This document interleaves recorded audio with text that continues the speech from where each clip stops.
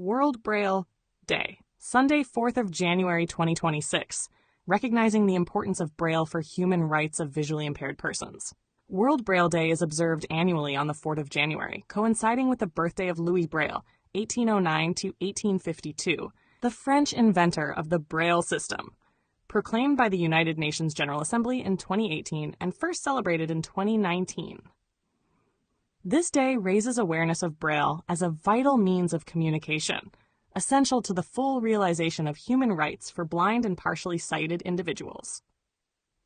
Louis Braille, blinded at age 3 in an accident, developed his tactile reading and writing system at age 15 while studying at the National Institute for Blind Youth in Paris.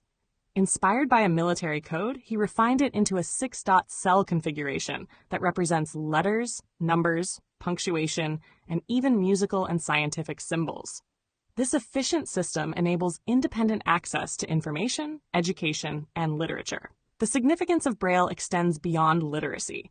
It promotes inclusion, independence, and equality as emphasized by the United Nations.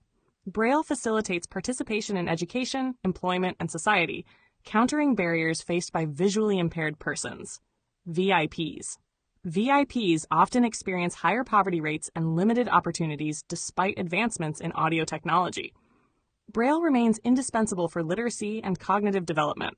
World Braille Day, Sunday, 4th of January 2026, continues to highlight the need for accessible formats in public information, education, and digital content. Organizations worldwide organize events to advocate for Braille literacy and inclusivity.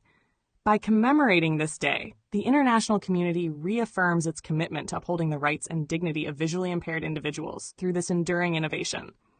Aslan Adnan, M.A., visually impaired person of Malaysia.